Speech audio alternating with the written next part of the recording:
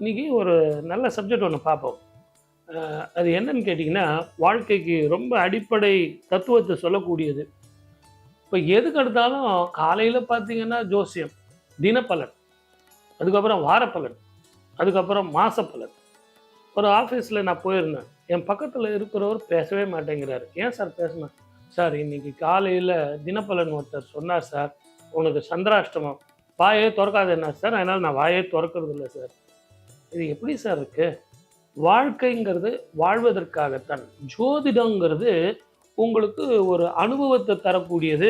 Sir இந்த பக்கம் போங்க சார், டிராஃபிக் இல்லை அப்படின்னு ஒரு ஒருத்தர் சொல்கிறாரு அப்படின்னா, அந்த பக்கம் நீங்கள் போனீங்கன்னா ரொம்ப ஈஸியாக நீங்கள் போக வேண்டிய இடத்துக்கு போய் சேரலாம். அந்த மாதிரி தான் ஜோதிடம். ஆனால் அதுவே வாழ்க்கை ஆயிடுமா அப்படின்னா, நீங்கள் எடுத்துக்கிற விதத்தை பொறுத்து இருக்கு.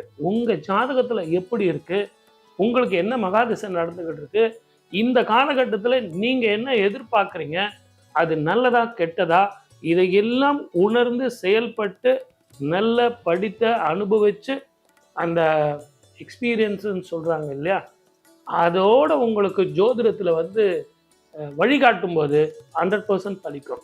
அந்த மாதிரி தான் இந்த நிகழ்ச்சி. என்ன நிகழ்ச்சினா, சார் என் பிள்ளை 10th எக்ஸாம் எழுதியிருக்கான் சார், +1 +2வில் வந்து எழுதியிருக்கான் சார், அவனுக்கு மெடிசன் போகலாமா, நீட் எக்ஸாம் எழுதலாமா, இல்லைனா வேறு ஏதாவது சப்ஜெக்ட் படிக்கலாமா, இன்ஜினியரிங்கில் வந்து என்ன சப்ஜெக்ட் படிக்கலாம், வெளிநாட்டில் போய் படிக்கலாமா, உள்நாட்டிலே படிக்கலாமா, நான் ஒரு ஜோதிடர்கிட்ட போய் கேட்கலான்னு இருக்கேன் சார், உங்களுடைய ஐடியா என்ன சார் அப்படின்னா, முதல்ல என்னுடைய ஐடியா நீங்கள் நல்லா தெளிவாக புரிஞ்சுங்க. பையனுக்கு என்ன விருப்பங்கிறத முதல்ல தெளிவாக தெரிஞ்சுங்க. அந்த பையனுடைய விருப்பத்துக்கு தான் நீங்கள் முடிவெடுக்கணுமே ஒழிய, பையனுக்கு விருப்பம் இருக்கிறத விட்டுட்டு, சார் எங்கள் ஜோதிடர் சொன்னார் சார், அவனை வந்து மெடிசன் படிக்க சொல்லிட்டாரு அப்படின்னு திணிக்காதீங்க. ஏன்னா நீங்கள் திணிக்கும் போது தான் அவன் விருப்பம் இல்லாமல் படிப்பான். ஒரு சில பேருக்கு அந்த ரத்தத்தை பார்த்தா பயமாக இருக்கும். ஒரு சில பேருக்கு தேவையில்லாமல் சிவில் இன்ஜினியர் எடுத்திருப்பாங்க. அவங்களுக்கு வந்து இந்த வெயிலில் போய் நிற்கிறது, வெளியே போய் சுற்றி வர்றது, அதெல்லாம் அவங்களுக்கு பிடிக்காது.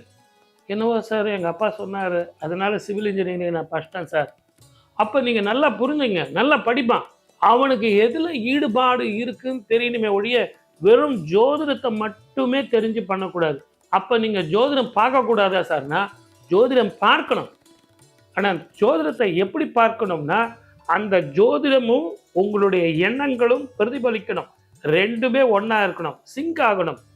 பஞ்சம ஸ்தானத்தில் அவனுக்கு என்ன கிரகங்கள் இருக்குது, 7ஆம் இடத்துல என்ன கிரகங்கள் இருக்குது, 9ஆம் இடத்துல பாக்யஸ்தானத்தில் என்ன கிரகங்கள் இருக்குது, 10ஆம் இடத்துல கர்மஸ்தானத்தில் என்ன கிரகங்கள் சாதகமாக பாதகமானு பார்த்து இந்த முடிவுகள்லாம் நீங்கள் எடுத்தீங்கன்னா அவனுடைய விருப்பமும் இந்த ஜோதிடருடைய தேர்வும் சரியாக இருக்கும். இப்போ கூட ஒருத்தர் லெட்டர் எழுதியிருக்காரு.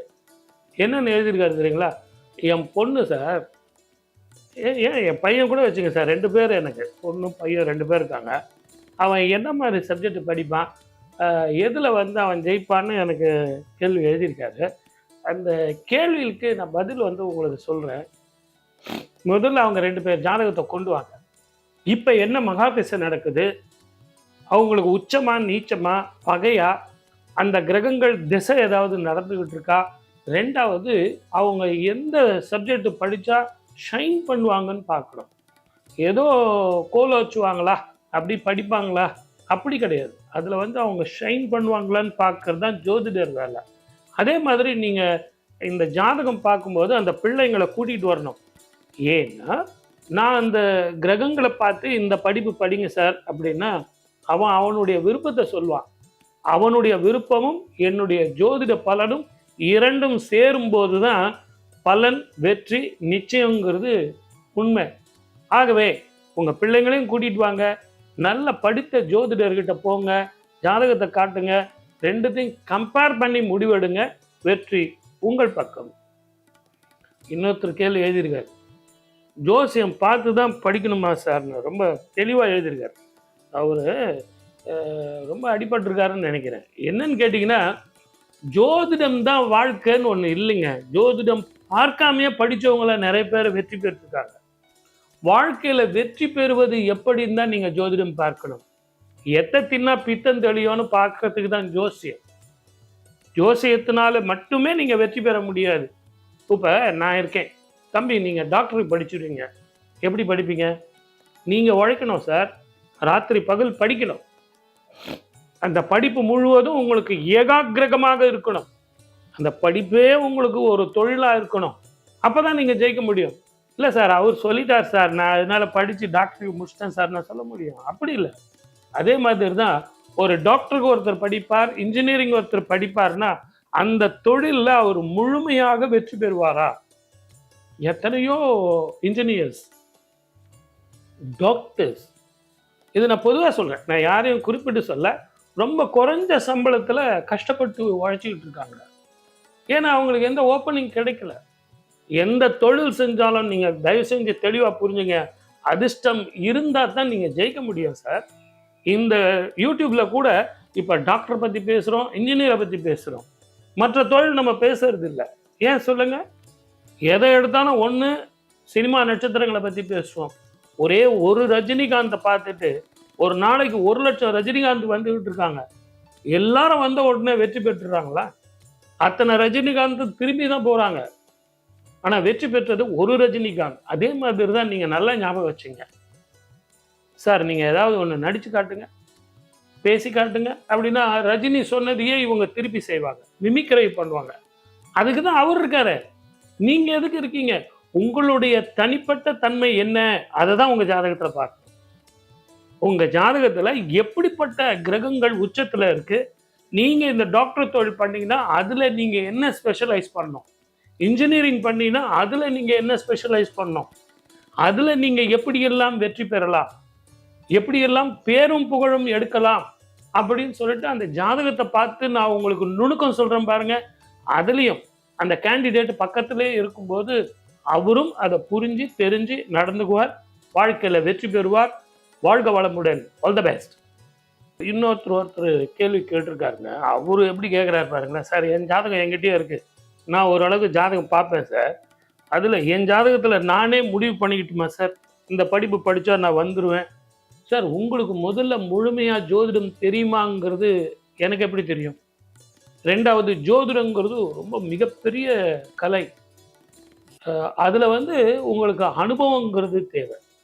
ஒவ்வொரு கட்டத்துக்கும் நீங்கள் முழுமையான அனுபவம் இருந்து அந்த காலகட்டத்தில் நீங்கள் புரிஞ்சுக்கிட்டீங்க அப்படின்னா தெளிவாக இருக்கும். அதே நேரத்தில் ஒரு சில பேருக்கு ராகு திசை நடக்கும்போது வெளிநாடோ வெளிமாநிலமோ வெளி ஊரோ போய் உங்களுடைய படிப்பை தொடருவீங்க. சில கிரகங்கள் நடக்கும்போது, இப்போ குரு நடக்கும்போது பார்த்தீங்கன்னா நல்ல படிப்பு, நல்ல உத்தியோகம் எல்லாமே அமையும். அடுத்து உங்களுக்கு சனி தசை வரும்போது ரிவர்ஸில் இருக்கும். இது எல்லாம் எப்போ முடியுது, எப்போ ஆரம்பிக்குது அப்படின்னு அந்த புள்ளி கணக்கெல்லாம் போட்டு பார்க்கணும். ஒரு சில பேருக்கு முதல் வருடமே ஆரம்பமாகும், கடைசி வருடத்தில் மகாதிசைகள் மாறும். அப்படி மாறும்போது முதல்ல படிக்கும்போது இருந்த ஒரு வேகம் கடைசியில் இருக்குமான்னு சொல்ல முடியாது.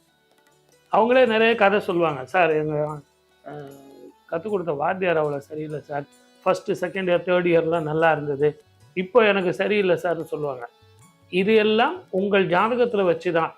எல்லாரும் நல்லா தான் கற்றுக் கொடுக்குறாங்க, அதை எடுத்துக்கிற முறை தான் நமக்கு. ஆகவே நீங்கள் தெளிவாக புரிஞ்சுங்க, இது ஓப்பன் புக்குங்க. இந்த ஓப்பன் புக்கில் ஜோதிடம் மட்டுமே உங்களுக்கு வாழ்க்கை ஆகாது. இதுக்கு நீங்கள் நல்லா புரிஞ்சுக்கணும். படிப்பு எல்லாமே ஒன்று தான், எல்லாருக்கும் சொல்லி கொடுத்தது தான். ஆனால் அந்த மேஷராசியா ரிஷபராசியா அது முக்கியம் இல்லை சார். நீங்கள் கற்றுக்கிட்ட பாவம் எப்படி, அதை புரிந்து கொண்ட பாவம் எப்படி, அதில் உள்ள நுணுக்கங்கள் எப்படி, அதை நீங்கள் எப்படி பிரயோகம் பண்ணுறீங்க, நீங்கள் என்ன ராசி என்ன நட்சத்திரம் அது முக்கியம் அல்ல. அந்த பிரயோகம் பண்ணுற காலத்தில் உங்களுக்கு என்ன திசை நடந்துகிட்டு இருக்கு, இதையெல்லாம் நீங்கள் தெரிஞ்சுக்கிட்டீங்கன்னா வாழ்க்கையில் சந்தோஷமாக வாழலாம். இதையெல்லாம் உங்கள் நண்பர்கள் உறவினர்கள் அத்தனை பேருக்கும் ஷேர் பண்ணுங்கள், கமெண்ட் பண்ணுங்கள், மறக்காமல் சப்ஸ்கிரைப் பண்ணுங்கள். மறுபடியும் அடுத்த நிகழ்ச்சியில் சந்திக்கிறேன். வாய்ப்பளித்த அத்தனை நல்ல உள்ளங்களுக்கும் நன்றி. வணக்கம். சர்வே ஜனா சுகினோ பவன்.